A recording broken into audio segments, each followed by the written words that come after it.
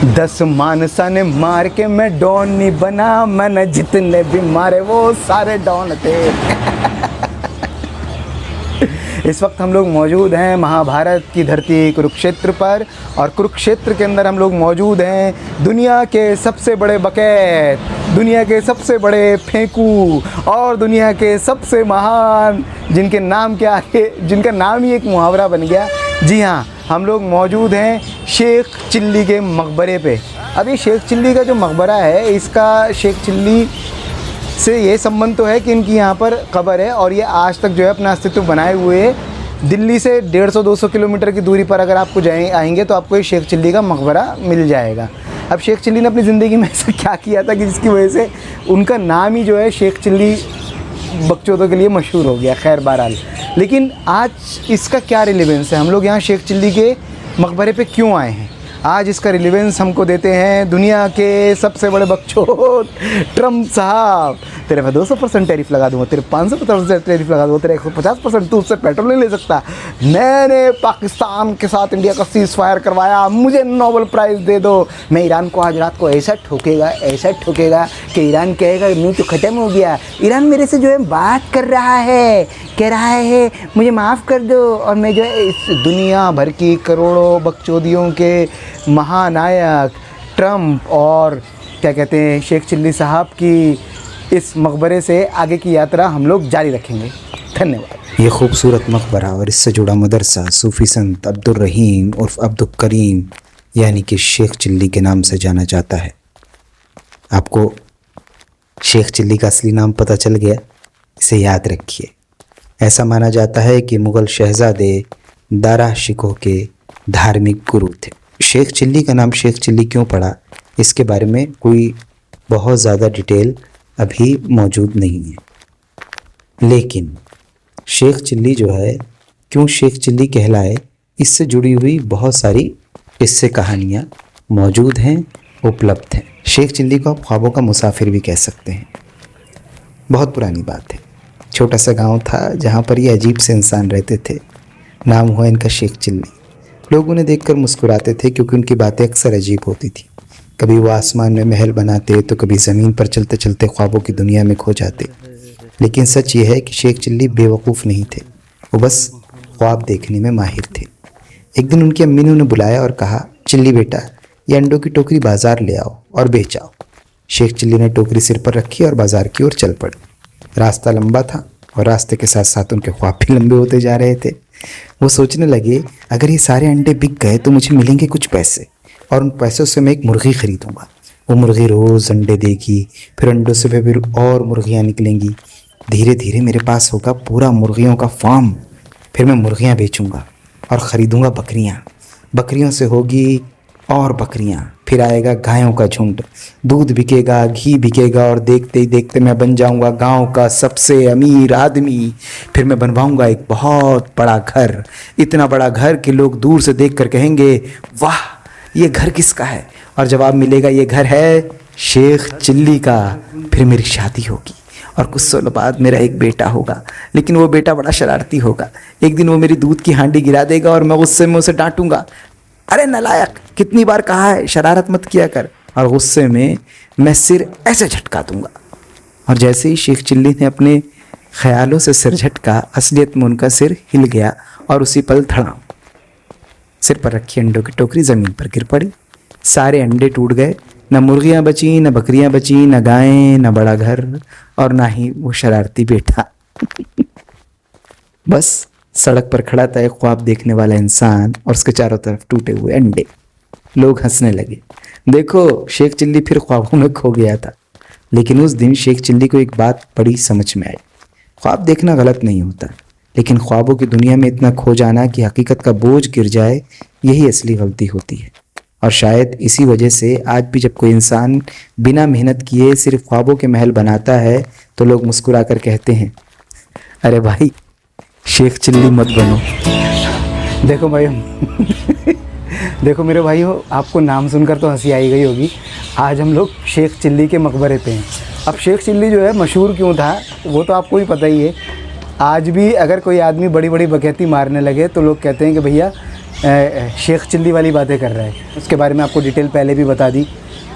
ये उनका मकबरा है, संरक्षित है, दिल्ली से कुछ 100 किलोमीटर दूरी के ऊपर कुरुक्षेत्र के अंदर में स्थित है।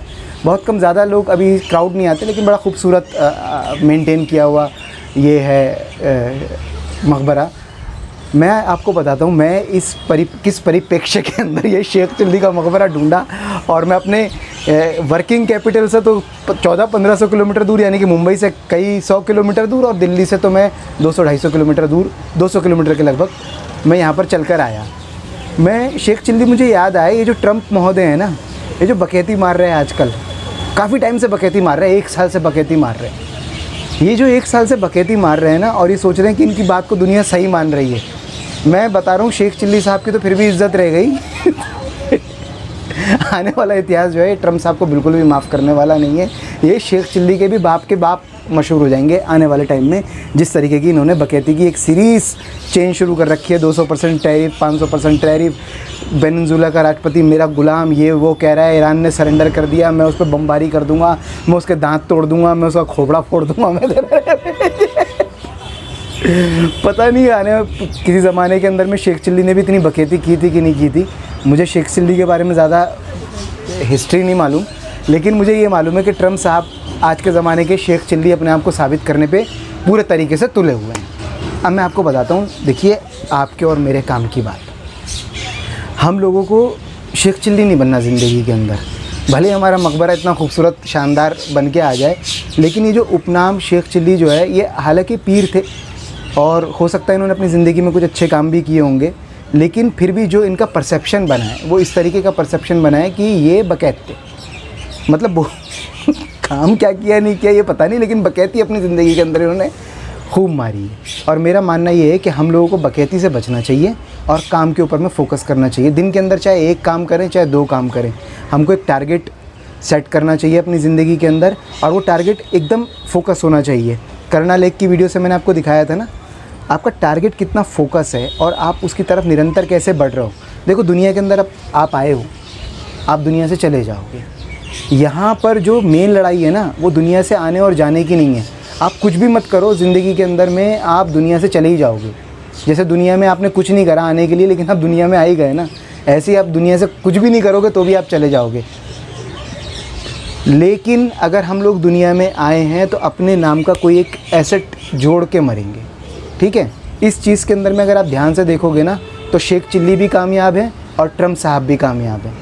क्या अपनी ज़िंदगी के अंदर में एक चीज़ जोड़ के मरेंगे वो, अब कि वो अमेरिका के राष्ट्रपति थे। अब अच्छे थे, बुरे थे, बकैत थे, झूठे थे, फर्जी थे, एप्स्टीन फाइल के अंदर नाम हो गया आ गया है, उसकी वजह से बौखला गए थे, पागल हो गए थे, अजीब अजीब बातें करने लगे थे, या ईरान ने इस तरीके का भयंकर रिटेलिएट किया है कि वो नाइटमेयर उनको आने लगे और वो सपनों के अंदर बहकी बहकी बातें करने लगे।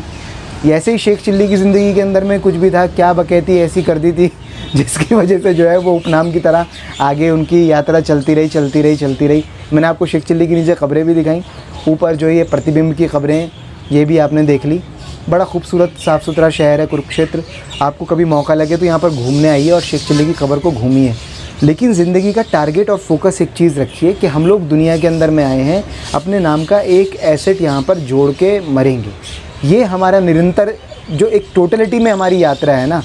बाकी ज़िंदगी को जीने के लिए, एंजॉय करने के लिए बहुत सारे छोटे छोटे मोमेंट होते हैं, बहुत सारी चीज़ें होती हैं, लेकिन जो हमारा फोकस टारगेट है वो यही है कि हम लोग एक एसेट ज़िंदगी में आए, दुनिया में पैदा हुए, दुनिया के अंदर अपने एक एसेट, अपने आप को, अपनी लाइफ क्वालिटी को इम्प्रूव किया, फिर उसके बाद हम लोग चले गए ऊपर।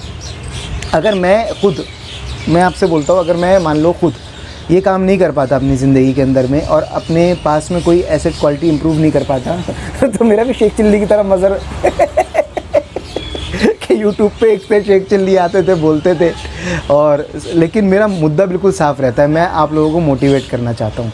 मैं चाहता हूँ कि आप लोग जो है मेरे साथ अलग अलग, मैं लोकेशन पे जा रहा हूँ, मैं आपको दिखा रहा हूँ कि भैया आप अलग अलग लोकेशन पे सब चीज़ें देखो, लेकिन निरंतरता अपने उस चीज़ के ऊपर में रखो जहाँ पर आकर आप फोकस करते हो अपनी ज़िंदगी में आगे बढ़ने के। एक बहुत अच्छी बात थी, मेरे दिमाग से इस टाइम पे स्किप हो गई, मैं आपको लगातार बताना भी चाह रहा था।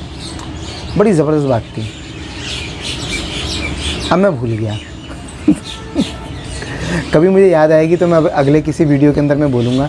और मैं आप लोगों से सिर्फ यही कहता हूँ कि सही दिशा के अंदर मेहनत, अपनी पसंद का काम, जिसके अंदर में आप देखिए हर काम इम्पॉर्टेंट है, लेकिन वो काम जिसके अंदर में आप जो आपको 24 घंटे थकाता नहीं है वो काम पकड़ लो और उसी दिशा के अंदर मेहनत करते रहो। मेहनत करो, फिर आउटपुट का एनालिसिस करो कि आउटपुट आ रहा है कि नहीं आ रहा। अगर आउटपुट कमज़ोर है तो मेहनत की दिशा को ठीक करने की ठोक बजा के सही कोशिश करो। बार बार यही प्रयास करते रहो और देखोगे कि आप ज़िंदगी के अंदर में कामयाबी की एक यात्रा को पूरा कर गए हो। और आने वाले टाइम में आपका मकबरा तो बना है, लेकिन आपका उपनाम शेख चिल्ली की तरह नहीं है। आपकी औलादे, आपके आने वाले लोग कहते हैं कि भाई अब्बा हमारे जो है बकचोद नहीं थे कुछ करके मरे। तो वो चीज़ है। मैं ख़ुद भी ऐसा चाहता हूँ कि जब मैं यहाँ इस दुनिया में नहीं रहूँ और मेरे बारे में जब बात हो तो लोग ये ना कहें कि भैया ये आदमी बकैती मारता था, इसने कुछ अपनी ज़िंदगी में तो उखाड़ा नहीं, यूट्यूब पे चैनल बना के बैठ गया और बकैती मारने लगा कि शेयर की ट्रेडिंग ऐसे कर लो, ऑनलाइन स्टोर ऐसे खोल लो, ऐसे फैक्ट्री लगा लो, ऐसे रेल की टिकट बना लो और ये इन लोकेशनों पे जाओ, ये देखो ये संभ्रांत लोग हैं, ये देखो अमीर लोग हैं, देखो ये अमीर हो गए, देखो वो अमीर हो गए, हम अपनी ज़िंदगी में क्वालिटी लाइफ बनाओ। नहीं, वो सिर्फ मोटिवेशन के लिए मैं आपको बताता हूँ कि भैया देखो लाखों लोग अपनी ज़िंदगी का टाइम, क्वालिटी टाइम एक्सपेंड कर रहे हैं। देखो दुनिया के अंदर लाखों घूमने की जगह हैं जहाँ पर हम लोग गए नहीं हैं। लेकिन मैं आपको जो लगातार बात बोलता हूँ कि हम उस भीड़ के अंदर में नहीं रहे जहाँ पर हमारे पास टाइम नहीं है, हम रॉबोट बन गए और उसके बावजूद भी हमको कुछ आउटपुट नहीं आ रहा है। IT सेल वाला जो मैंने वीडियो बनाया था ना, वो मैंने इसी मकसद से बनाया था। आप देखो कि आपका शोषण हो रहा है, लेकिन बदले में क्या आपके पास वो आउटपुट आ रहा है कि जिससे आप जो है अपनी ज़िंदगी के अंदर में क्वालिटी लाइफ की तरफ बढ़ सकते हो। नहीं आ रहा है, हाँ वो बात भी याद आ गई। देखिए शुरुआत में क्या होता है ना, आपके कोई रास्ता वास्ता नहीं होता, कोई जगह नहीं होती। ज़ीरो से अगर आप कोई स्टार्ट कर रहे हो तो आपको कोई रास्ता नहीं होता। तो आपको एक आदमी ना रास्ता देता है, आपको एक आदमी रास्ता देता है तो आप उसका रास्ता ले लो। अब वो उस रास्ते के ऊपर में आप चलना चालू करो। अगर आप ये सोचोगे कि हाँ यार मेरा मान लो 9 से 5 की एक जॉब है, आप सोचते हो कि 9 से 5 जाना है, 5 बजे छुट्टी हो जाएगी और आप थके थके उस रास्ते के ऊपर में चलते हो, तो यकीनन एक दिन आपकी जो है ना छुट्टी हो जाएगी, आप परमानेंट दुनिया से गायब हो जाओगे, करते रहोगे 9 से 5 की ड्यूटी। एक सैमुअल बेकेट का नाटक था, उसमें वो वेटिंग फॉर गोदो के अंदर में वो गोदो का इंतज़ार करते करते करते हज़ारों साल करोड़ों साल उन्होंने अपने बर्बाद कर दिए थे। लेकिन असली मामला ये है कि आपके पास कोई रास्ता नहीं था, एक आदमी ने आपको रास्ता दिया है। उसके अंदर वो बोलता है दिन में 1 चक्कर लगा लो। आप दिन में ना उसके टारगेट को ना 3 घंटे में पूरा करो, 1 चक्कर लगाओ, साइड में एक रास्ता खोदना शुरू करो उसी रास्ते से, और वो 2 चक्कर मारो, 3 चक्कर मारो, 4 चक्कर मारो दिन के। वो उस टाइम पे थकान ये सब मत देखो, लेकिन इधर का जो रास्ता आप खोद रहे हो ना उस पर आप फोकस हो जाओ लगातार। और आप देखो कि ये रास्ता जो है ना, मैं इसके पैरेलल एक रास्ता खड़ा करने की कोशिश कर रहा हूँ। अगर आप ये करने में कामयाब हो गए ना, तो यहाँ के आप एक आदमी 30 चक्कर मारता है और 10,000 20,000 रुपये सैलरी लेके जाता है।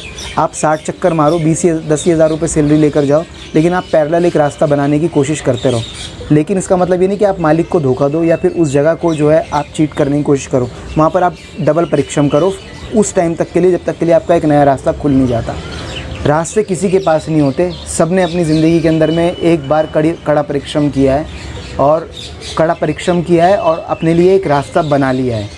इन्हीं सब जद्दोजहद के अंदर, इन्हीं सब संघर्षों के अंदर, इन्हीं सब बकचोदियों के अंदर जो है आदमी ने अपने लिए एक रास्ता बना लिया है। जब उसने अपना रास्ता बनाया ना, तो वहाँ पर वो नाचेगा ना, तो यहाँ पर जो आउटपुट आ रहा था, मान लो 20,000 रुपये आ रहा था, तो यहाँ पर 2 लाख आएगा।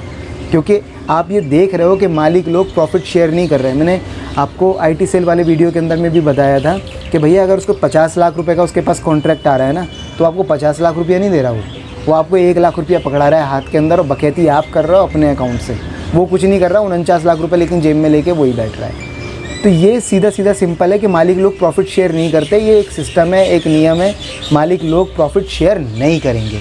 तो यानी कि आपको यहाँ से रास्ता, भले ही सफ़र शुरू करना है, लेकिन रास्ता यहाँ से आपको अपना खोदना है ताकि आपका प्रॉफिट बढ़े। आइए अब मैं आपको छोटे से ग्लिम्स के साथ में जो है शेख चिल्ली की ये दरगाह दिखाता हूँ। जय हिंद। शेख चिल्ली के मकबरे पर आपको ट्रम्प की कौन सी शेख चिल्ली वाली लाइनें सबसे ज़्यादा याद आती हैं? मुझे तो सबसे ज़्यादा याद आती है, मैंने ऑपरेशन सिंदूर में इंडिया को सरेंडर करने के लिए कहा, मैंने ये जंग रुकवाया, मेरे को शांति का नोबेल पुरस्कार मांगता है। और दूसरी उन्होंने अभी अभी लाइन मारी है, मैं ईरान को मटियामेट कर दूंगा। आपको शेख चिल्ली की कौन सी लाइनें सबसे ज़्यादा लुभाती हैं, मतलब करंट शेख चिल्ली ट्रम्प की? आप अपने कमेंट में मुझे बताइए। धन्यवाद।